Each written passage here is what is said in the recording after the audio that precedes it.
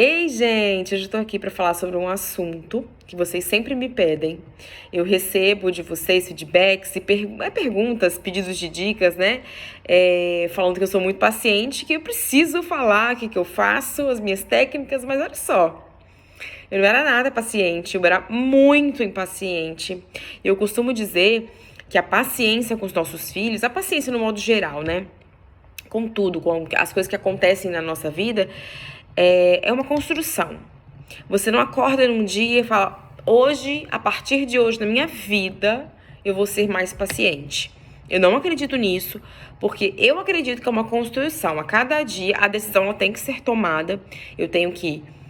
passei por situações, vivi, né, algumas situações da minha vida que eu percebi, não, eu preciso ser mais paciente, porque eu fico mal, eu fico doente, as pessoas se afastam de mim, várias coisas que acontecem, né, em decorrência disso. Então, você não acorda num dia e fala, a partir de hoje eu vou ser paciente. Você acorda com a decisão e a construção. Porque naquele dia que você decide, você não consegue ser a pessoa mais paciente do mundo. Então, cada dia você tem que ir construindo, né? É uma construção mesmo, é um tijolinho cada dia. Eu falo pela minha experiência. Nas vezes que eu fui muito imediatista em decisões, por exemplo, acordei hoje, quero ser mais paciente. Teve uma vez que eu falei assim, hoje eu não vou gritar com as meninas. Deu meia hora, eu gritei. Porque é uma decisão imediatista, ela não tem base. Eu preciso de uma base. Qual que é a base dessa decisão? Por que eu preciso ser mais paciente com os meus filhos? É uma base, eu tenho que ter um motivo, eu tenho que ter um porquê. E aí que entra o autoconhecimento, que eu vou colocar alguns pontos aqui para vocês, que eu acho importantíssimos para a construção dessa base, para que você entenda o porquê que eu preciso ser mais paciente, para que isso se torne mais tranquilo, mais leve para você. Não seja tão imediatista que no mesmo dia, com 30 minutos, você já deu o primeiro grito, ou você já deu o primeiro tapinha, né? Então, isso tem que ser levado em conta com certeza. Leandra, e qual que é o ponto de partida? Por onde eu começo a minha trajetória de entendimento sobre mim, sobre o autoconhecimento? Como eu começo com isso? É importante você saber da sua história.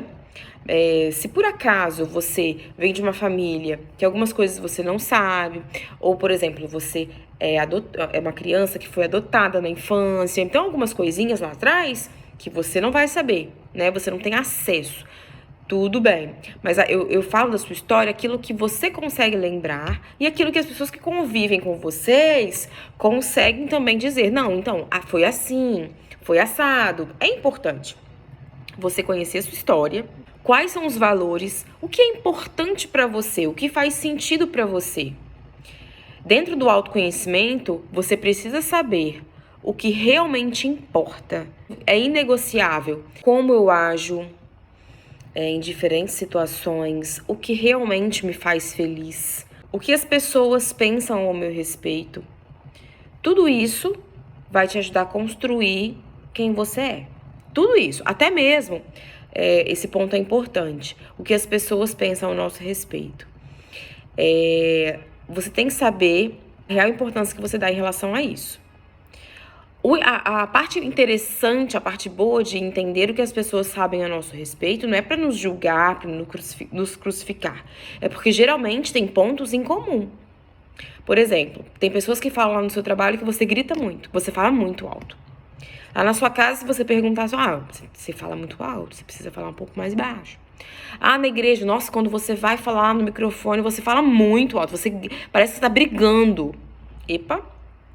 São pontos em comum que as pessoas estão falando a seu respeito. Aí é interessante. Você tem que se preocupar com isso para verificar aquilo que precisa ser ajustado. Quais os meus pontos fortes e os meus pontos fracos? Aquilo que as pessoas percebem de longe a meu respeito e aquilo que eu preciso evoluir e construir mais profundamente. E qual a marca que eu quero deixar para o mundo? E como mães, qual que é a marca que eu quero deixar para os meus filhos? O que eu quero que eles achem de mim? E qual espelho que eu estou sendo para eles? Existe uma ferramenta dentro do processo de coaching, existem várias, tá? Mas essa eu acho bem interessante quando a gente fala de maternidade, que é o filme da sua vida. Dê um tempinho aqui quando esse vídeo acabar. Pega um papel, uma caneta e você vai pontuar fatos e experiências importantes que você viveu até hoje na sua vida. Desde a infância, tá? Coisas positivas e coisas negativas também. E você vai dar uma moral no final disso tudo, sabe? Você vai lembrar de muitas coisas, de muitas situações que você passou, algumas doloridas, outras muito felizes, muito boas.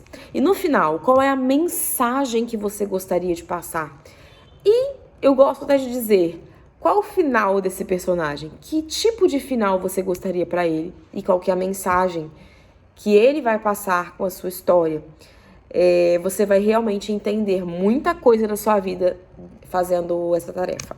Agora que você já pontuou fatos, situações positivas e negativas da sua vida até hoje, já disse o final que você gostaria para esse personagem e a moral da história dele, você já entendeu muita coisa da sua vida, não entendeu? Já entendeu até mesmo atitudes que você tem feito em casa, atitudes que você tem feito, né, realizado com os seus filhos, a forma de você falar, o jeito de você falar, até mesmo se você dá um tapinha no seu filho, até mesmo se você grita com ele, as crenças, né, que você já deposita na vida dele, vinda da sua história, né, crenças vindas da história que você tem. Então agora a gente consegue ter um panorama bem maior. Porquê daquele monte de coisa que você faz na sua vida, que você até ontem não sabia o porquê, achou que era algo do seu subconsciente, ou tem que ser assim, sabe? Ah, criança tem que ser assim, a gente tem que tratar a criança dessa forma. Agora, eu não precisei falar absolutamente nada pra você. Eu não precisei falar pra você a forma que eu vivo, a forma que hoje eu acredito. Porque você, com a ferramenta do autoconhecimento, você entendendo quem você é, já tem muitas respostas, não é mesmo? Lá no início eu falei sobre a construção e o quão importante é você entender que decisões assim, principalmente que englobam toda uma família, você precisa construir, não é de um dia para o outro. Porque senão não tem continuidade. Você precisa entender e ter a base. Você já tem, que eu sei agora, né? A base do porquê algumas atitudes você toma e você acredita que é a correta, não é mesmo? Então, depois da decisão que você toma de melhorar algumas coisas, de ajustar algumas coisas na sua casa, você precisa começar a construir. Cada tijolinho é importante nessa sua trajetória. Sobre a paciência com os nossos filhos, eu acredito que entender que eles são pessoas, são seres humanos como a gente, eles têm sentimentos. Então, eles ficam angustiados, ficam tristes, magoados, têm dúvidas. Eles têm, sim, emoções. Tem pessoas que dizem que não. Crianças não têm emoções. Crianças não sentem. Então, volta lá.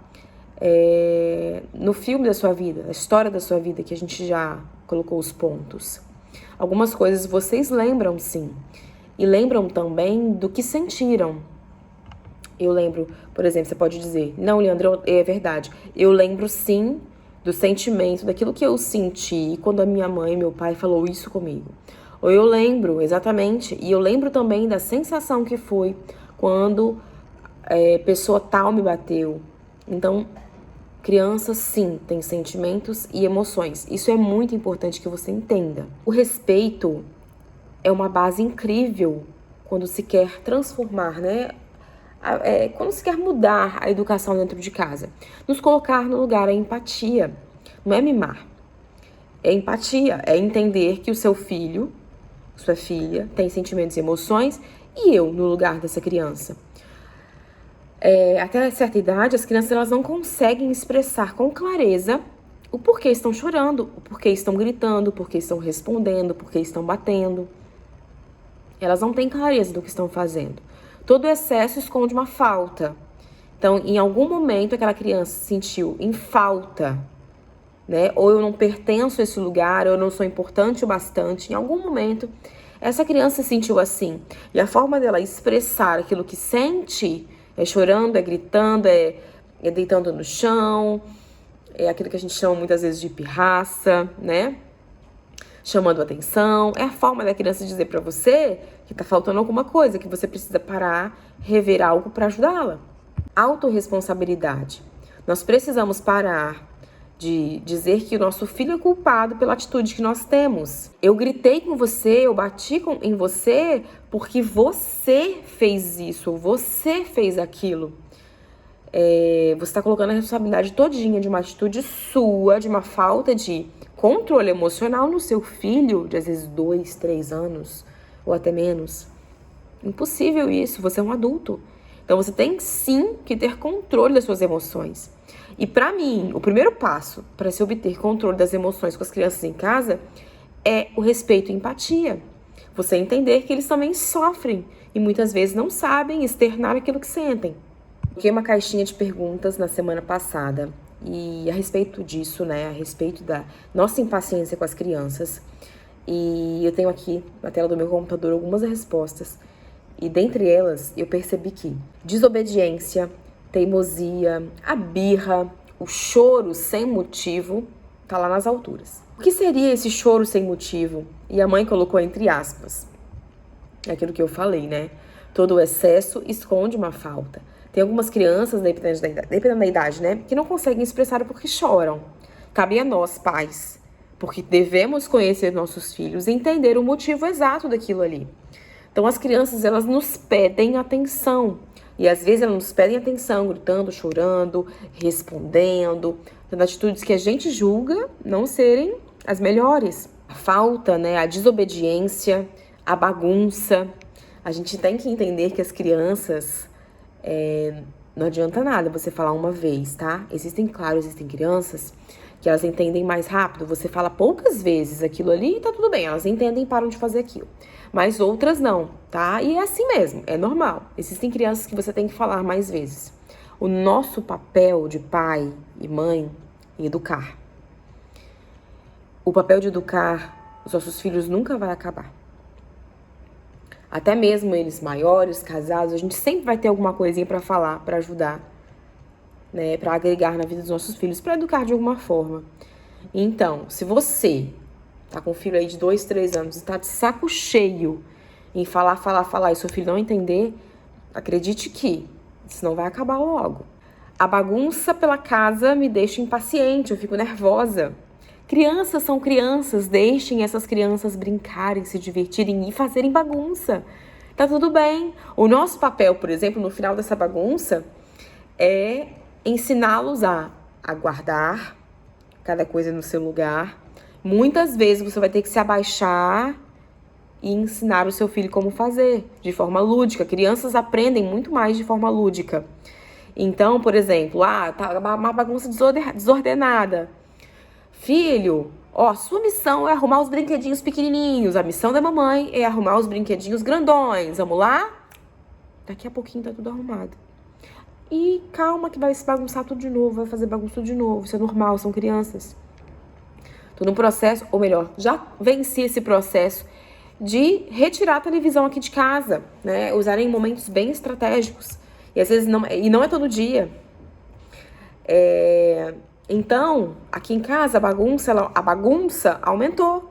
Porque as crianças, em vez de ficarem hipnotizadas na frente de uma televisão, elas vão ter estratégias, elas vão ter muita criatividade, brincadeiras novas. E a cabeça delas vão borbulhar. Então, elas vão pegar uma panela sua, que você faz comida pra fazer comidinha, brincar de comidinha. E é o que elas mais têm feito aqui. E tá tudo bem, tá tudo bem. Eu prefiro assim, do que na frente de uma televisão, do que na frente de um tablet, de um computador. Então, nós temos sim que deixar a casa bagunçada. Quem tem filhos, não tem jeito, a casa vai ficar bagunçada. E tá tudo bem, vai chegar num dia, daqui uns anos, que a bagunça vai diminuir bem. E você vai ter outro problema para se preocupar. Não vai ser só bagunça. Então, deixe a sua fase, eles aproveitarem cada fase da melhor forma possível. Uma resposta aqui diz o seguinte: tentando seguir suas orientações, mas hoje tivemos um pico de estresse. Em lágrimas, ela colocou entre parênteses. Por isso que eu digo, gente, a importância de ser uma construção. Não acorde, não veja esse vídeo e amanhã cedo você quer se transformar numa outra mãe. Você é uma mãe, você é uma ótima mãe com as condições que você tem, tá bom? É o que você tem, você recebeu dessa forma. Então, se você recebeu, você vai dar aquilo que você tem. É uma construção. Eu acho que nesse ponto, provavelmente a mãe quis uma mudança muito repentina, muito imediatista. E não vai dar certo. Você vai se frustrar. Você vai dizer que seu filho é o pior do mundo porque você está tentando e não está dando certo. E é uma construção, é um tijolinho por dia. Então comece amanhã, por exemplo, com um tijolinho de não gritar. Mas espera aí. Nesse tijolinho de não gritar, eu tenho que ter uma válvula de escape. Hábitos, a gente não extingue eles. Nós transformamos, mudamos, colocamos outro no lugar. Então, peraí, se eu não vou gritar, o que eu vou fazer no lugar de gritar? Crie uma válvula de escape. Ou é lavar o rosto, ou é respirar fundo, ou contar até 10. O contar até 10 funciona, tá, gente? Tem pessoas que falam assim, que antigamente, vou contar até 10. Mas funciona sim. Porque é uma forma de você acalmar os nervos. É uma forma de você se acalmar. Então, em vez de você extinguir, pensar que vai tentar extinguir o hábito de gritar, por exemplo, transforme ele em outro. Coloque outro no lugar. Quando ele não atende às minhas expectativas, eu recebi uma resposta assim também. Lendo essa resposta, a primeira coisa que me vem à cabeça é a seguinte: comparação. Um filho seu, ele não atende às suas expectativas, provavelmente é porque você tem comparado ele ou com outro filho, que é totalmente diferente, né? Tem um temperamento diferente, age de forma diferente. Então, você compara as duas crianças, o que é muito negativo, até mesmo na relação dos irmãos, tá? É muito negativo. Se você faz isso, de comparar, principalmente um filho com o outro, não faça isso nunca mais. Nunca mais. Ou você compara, então, entre irmãos, ou você compara com o filho de fulano. E o pior que é comparar dentro de nós é você externar isso. Cuidado, não faça isso. O seu filho, quando ele vê você comparando ou com o irmão dele, ou com o filho de fulano, com outra criança, ele se sente a pior do mundo. Comparando entre irmãos, por exemplo, você está criando quase uma competição, né? Um irmão quer ser melhor do que o outro. Ou, não é que ele quer ser melhor, ele quer ser pior para chamar atenção. Cuidado com essas comparações, porque provavelmente um filho que não atinge as suas expectativas é porque você comparou ele demais. Fazer birra durante refeições, eu recebi essa resposta também. Eu já passei por situações assim, tá? As meninas, eu não iniciei assim, mas como eu deleguei, né? Eu tive que deixar a Alice com a minha mãe, por exemplo, para eu trabalhar. Então, assim, eu não a culpo, tá? Esse negócio de televisão, não, porque cada um tem a sua realidade. Eu deixei porque eu precisava e eu entendo. Mas criaram, elas tiveram esse hábito de assistir algo enquanto comem. Então, uma televisão ou um celular, né? Ou tem que entreter a criança para conseguir comer. E, na verdade, é um hábito que é colocado e que a gente tem que, de vez em quando, todos os dias, diminuindo ele, né? Ou você vai desligar a televisão. Então, provavelmente, essa criança, essa mãe que não tem paciência na hora da refeição, talvez é porque ela deixou a refeição se tornar, sem querer, não tô colocando a culpa, não entenda isso. Sem querer, colocou a refeição como um momento de obrigação. Crianças não gostam de ser obrigadas a fazer as coisas. Então, o lúdico sempre funciona, né? Ou você fazer uma comidinha com desenho, um formato de alguma coisa. Ou, por exemplo, a Alice, por exemplo, gosta muito de animais, né? Imita animais. Eu cheguei a um nível que eu me preocupei. Falei, não, tá demais. Mas eu comecei a canalizar de uma outra forma, né? Já tá imitando o leão, por exemplo. Na hora da refeição, o que eu vou falar? Liz, olha, hoje quem vai comer aqui não vai ser a Liz, vai ser a leoazinha, que ela fala que ela é leoazinha. Então ela fica empolgada. Aí ela, como é que a leoa come? Aí abre o bocão. Então, criança gosta de brincar. Então, vamos lá. Talvez ali naquela situação da refeição esteja aquela obrigação para a criança. Ela se sente obrigada, se sente tem que comer. Se não comer, minha mãe vai brigar. Se não comer, minha mãe vai gritar. Vamos transformar esse momento da mesa, que é super importante, em algo muito divertido. Eu sei que às vezes a gente fica muito cansada, a gente trabalha o dia inteiro. Se formos jantar ainda, né? A gente se sente muito cansada, sobrecarregada. Mas vamos voltar lá no início da empatia. Nos colocar no lugar daquela criança. Se ela pudesse, ela gostaria que você ficasse em casa com ela o dia inteiro. Mas ela não pode te pedir. Ou melhor, até pede às vezes, né? Mas você não pode muitas vezes, né? Na sua vivência, na sua história de vida, no seu ambiente familiar, você não pode, muitas vezes, largar o seu emprego para ficar com o seu filho, não é mesmo? Então, quem dera se a gente pudesse. Então, talvez é a forma dele expressar, né? Chamar sua atenção, porque queria mais você presente. Fazendo, gritando, derrubando a comida. Tudo tem um porquê e todo excesso esconde uma falta. Quando tento conversar com ela e ela só chora sem me deixar falar. Ela pede colo, mas não me deixa conversar. Existem momentos que você não tem que conversar. Principalmente quando a criança está chorando. A primeira coisa que você tem que fazer é acolher. O que é acolher? Mimar? Falar, isso tá certo, meu filho. Não. Acolher é você entender que ela está sofrendo por alguma coisa. Pode ser uma coisa que tá errado, não tá certo, né? Não é correto criança fazer e você teve que corrigir. E pode ser que ela tá chorando porque, por mais que é uma coisa certa, mas naquele momento ela não podia fazer, porque ela não tá sendo entendida. Então agora não é o momento de você sentar e dar sermão pro seu filho, é o momento de você acolher, de você entender a dor dele. Eu já dei esse exemplo, a Zara, né, chegou nos 2 anos, aquele momento de crise, né, os terríveis 2 anos, a adolescência do bebê. E eu chamo ela pra mim, quando acontece. Filha, você quer um abraço? Mamãe tá aqui querendo te dar um abraço. Às vezes ela não quer. Se ela não quer dar um abraço, acho que ela vai querer me ouvir, gente. Tudo bem, espera uns 2, 3 segundinhos. Filhinho, mamãe tá aqui. Você quer um abraço? Pra você ficar bem agarradinho com a mamãe? Que criança não gostaria de ouvir isso, gente? Momento de tristeza. Momento que ela não sabe o que fazer. Que ela não tá sendo compreendida. Um abraço ajuda a compreender.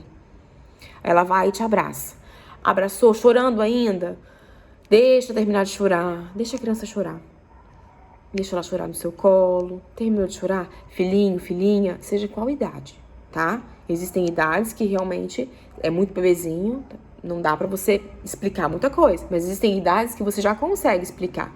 Filho, filha, agora que você já tá mais calminho, vamos conversar? Vamos sentar aqui? Senta, pega um bonequinho, uma bonequinha dela.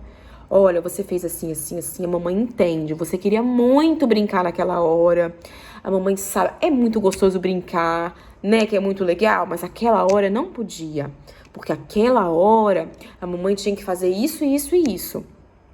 Então a mamãe não conseguiu brincar com você. Por isso que você chorou, tá bom? E a mamãe te entende. Porque a mamãe sabe que é muito legal brincar. Mas agora que você já acalmou, a mamãe já até terminou de fazer o que tinha que fazer, vamos brincar um pouquinho? Você não julgou aquela criança. Você tá chorando à toa. Não sei o quê. Não, você entendeu que ela tava sofrendo e você chegou como um refúgio. Porque é assim que os pais têm que enxergar os filhos. Né? Ou melhor dizendo, assim que os filhos têm que enxergar os pais como um refúgio. Não porque aquele que só briga comigo, aquele que só bate em mim, aquele que nunca me entende. Eu vou ter que procurar alguém que me entende, então. Isso é um perigo. Isso é um perigo. Entenda o seu filho e deixe ele entender que você está ali para ajudá-lo nesses momentos. Os nossos filhos, eles nos veem, principalmente quando são crianças, né, bem crianças, eles nos veem como os mais fortes, os mais responsáveis, os sabe tudo. Eles nos veem como os incríveis. Então, olha que oportunidade que nós temos de inculcar para eles, de falar para eles e fazê-los entender que algumas atitudes são erradas. A mamãe, tá vendo? A mamãe tá te explicando. Tá vendo? Isso aqui não pode fazer. Tá vendo? A mamãe não faz porque não pode. E você explicar. A mamãe não faz. Nossa, a mamãe não faz isso, né? Então é porque não pode fazer. Os filhos nos veem como super-heróis. Canalizem essas situações. Mamãe diz aqui pra mim que é o sono da criança, né? De repente a criança chorar muito com sono a deixa nervosa, irritada. Eu não entendo muito bem janela do sono, tá, gente? Existem toda uma pesquisa, uma explicação. Eu não entendo tanto para poder dizer aqui para vocês, mas existem momentos que você consegue identificar que o bebê, que a sua criança está com sono, e é naquele momento que você já tem que, porque se esperar demais, o sono, eu digo que ele reverte, né? A criança tá com sono, mas nem parece, mas tá muito estressada, muito nervosa, mas é sono. É um sono que na hora errada você não conseguiu identificar. Então, existem alguns sinais de sono que a gente tem que ver logo no início. E colocar os nossos filhos para dormirem cedo, né? Crianças têm que dormir cedo. Até os 11 anos, mais ou menos, as crianças têm que dormir entre 7 e 8 da noite. Sim, tem que dormir. Isso é cientificamente comprovado. Então, se o seu filho dorme muito tarde, por exemplo, ele pode ficar, 7 horas da noite, 8 horas, você não entender por que seu filho tá tão chato. Ele brinca, não demonstra que tá com sono, mas tá chato, tá enjoado, tá gritando. Às vezes a gente não sabe o que é, né? E muitas vezes, a maioria das vezes, o sono que lá no início, que era o horáriozinho de dormir, ninguém colocou pra dormir, ele não soube identificar que era a hora de dormir. Aí ele tem algumas atitudes que a gente fica impaciente, briga com eles à toa, digamos assim. Teimosia, meu Deus, ele é questionador. Que bênção. Que bênção. Crianças questionadoras não são enganadas por qualquer pessoa. Tem que ser muito bom pra se enganar uma criança questionadora. Gente, agradeça a Deus que seu filho é questionador. Se chegar uma pessoa e falar, tem que fazer assim. Não, tem que por quê? A minha mãe me explicou que é assim, assim, assim. Isso é uma dádiva. O seu filho pode ser questionador agora na sua casa com você e você não tem paciência. Mas imagina esses questionamentos com um estranho lá na rua. Isso é uma bênção. A gente só precisa canalizar esses questionamentos. Muitas vezes as crianças são questionadoras porque quando eles perguntam pra gente alguma coisa, sabe o que a gente fala? Porque sim. Porque é assim mesmo. Eu tô mandando porque é assim que eu tô mandando. Não, peraí, por quê? Aí eles começam a questionar. Então, muitas vezes, a responsabilidade tá aqui, É eu que não explico pro meu filho corretamente. Então, para algumas situações que ele não precisava ser questionador, ele é. Então, tem algumas coisas que a gente consegue sanar esses questionamentos. Mas o ato de ser um filho que indaga, que pergunta, que questiona, é muito bom. Porque ninguém vai poder passar a perna no seu filho, né? Lá na rua, oferecer um docinho, aqui um docinho, né? A gente tem que ficar esperto com isso aí. Tive uma resposta assim, a diferença de ritmo, que ela é muito acelerada e pontual, e ela não, né? A criança é diferente dela. Aí entra várias questões, né? Como de personalidade, temperamento. E é lindo ver isso. Quer ver que se você tem mais de um filho, né? 2, 3 filhos, você vê a diferença deles. E todos eles têm um pouquinho de vocês, só que do jeitinho deles. Isso é lindo, é pessoal, é eles. É canalizar, né? É canalizar e entender que cada um tem um ritmo. Por exemplo, eu falo agora dentro do casamento rapidinho. O meu marido, ele tem, né, dentro dos 4 temperamentos, ele é a porcentagem maior dele lá em cima é o fleumático. Então ele é um tipo de pessoa mais que precisa de empurrão. Digamos assim, eu sou sanguínea, aceleradaça. Faço aconteço e ele é tranquilo, né? Não é muito de questionar em alguns momentos. Eu tenho que dar um empurrãozinho. Isso é bonito, é um casamento. É a mesma coisa com os filhos, tá? O que acontece é que a gente tem que entender e canalizar. Tudo bem, que ela não é tão acelerada e pontual como você.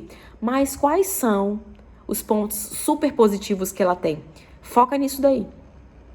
Exatamente, é nesses focos aí que você tem que dar. Não no que ela não é, que é diferente de você. Falar a mesma coisa milhares de vezes e ainda assim não adianta. Mude a forma de você falar, não o contexto, não aquilo que você precisa passar, né, de informação, de educação, mas a forma mais lúdica, brincando, né, com personagens. Dependendo da idade, isso vai funcionar muito rápido. Então mude a sua estratégia de você falar pro seu filho. Mas saiba que a gente tem que falar muito mesmo. Brinquedo espalhado para todo lado. Lá naquela história da televisão, né? Um exemplo que eu dou. Crianças são crianças, elas precisam brincar. Eles não têm mais nada para fazer. Então deixa espalhar, deixa brincar. Explica algumas coisas, algumas situações, dependendo do lugar que não pode. E prepare o ambiente. Eu acho que o preparar o ambiente é muito importante, sabe? Você não vai deixar uma coisa de vidro ali próximo aonde ele tem acesso. Pode acontecer de quebrar, além de se machucar, quebrar algo, aí você fica nervosa, estressada. Prepare o ambiente para o seu filho poder brincar tranquilo, no tempo dele, da forma adequada, a forma dele que ele quer brincar. Claro que você sempre de olho, tem alguma coisa que não tá brincando, né, da forma que você acha que é saudável, aí você dá um toque, falar de forma lúdica e tudo. Mas prepare o ambiente, é muito importante, que aí você se estressa menos, né, fica menos ansiosa. Ai, vai quebrar, ai, vai estragar, vai fazer uma coisa ou outra.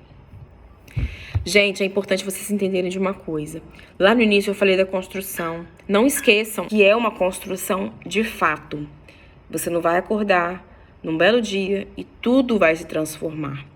Existem atitudes que você teve durante muitos anos, eu não sei a idade do seu filho. Então é algo que você, devagarzinho, com muita paciência, entendendo que ele é um ser humano com sentimentos e emoções, empatia, nos colocar no lugar daquela criança. E entender que você é o porto seguro dela. Entender que você é a maior referência de ser humano. O ser humano mais lindo, mais incrível, mais inteligente. Use isso a seu favor. Cuidado. Seu filho indaga demais, seu filho questiona demais. Isso é positivo.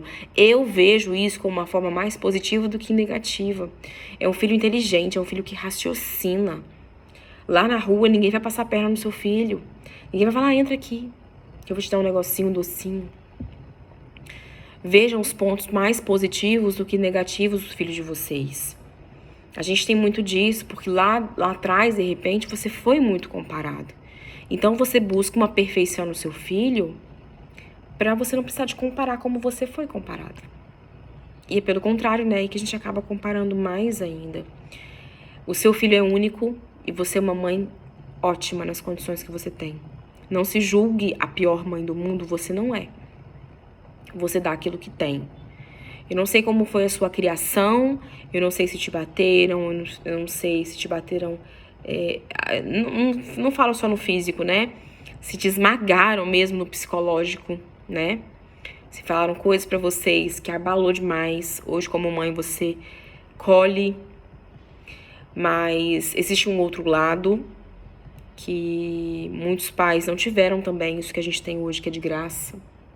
É um conteúdo que a gente busca por qualquer lugar. A gente tem leituras que nos ajudem. Eles não tiveram isso. E eles tiveram também criações difíceis. Provavelmente foram criações dolorosas também. Então, para eles passar uma coisa que não tiveram, também é difícil. Então, nós temos que entender também a situação dos nossos pais, dos nossos avós, que não tiveram uma educação positiva. E hoje você tem como quebrar essa corrente.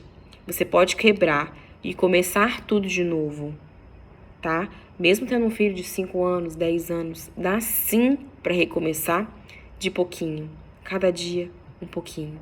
E dependendo da idade do seu filho, converse, diga para ele que você hoje não concorda com o que você já fez com ele, peça desculpas. Pedir desculpa pro nosso filho nos conecta mais ainda a eles. Eles percebem que são importantes. Se a mamãe pedir desculpa pra mim, é porque eu realmente sou muito importante pra ela. Gera conexão. Não se ache a melhor das pessoas, então eu nunca vou pedir desculpa. Não é isso. Não pode ser isso. Todos nós erramos, às vezes sem pensar. Então, seja lá onde você parou, aqui, qual idade tem o seu filho, dá tempo sim de você recomeçar, tá? Com muito perdão, muita conversa, ajuda de profissional. Se você sentir que não tem jeito, tem que conversar com um profissional, vá, não pense 2 vezes, porque é um investimento para o resto da vida que você tem. Para os seus netos, se você, né, tá aí pensando, meu Deus, e meu filho quando tiver filho? Então, esse ciclo vicioso, ele tem que ser quebrado. E você é responsável por isso acontecer. Você é responsável para que os seus netos, os bisnetos, tenham uma vida muito mais feliz. Quando a gente toma a responsabilidade pra gente, sabe? Chega de vitimismo, chega de mimimi, peraí. Deixa eu ser responsável, deixa eu mudar essa história, as coisas vão acontecendo. Então, se fez sentido pra você, se tudo isso que você ouviu, de alguma forma te ajudou, nem que for um pouquinho assim, me fala aqui. E compartilhe também esse vídeo, aquela mamãe, sua amiga ou sua parente. É importante que todo mundo ouça um pouquinho disso, tá? Um beijo pra vocês.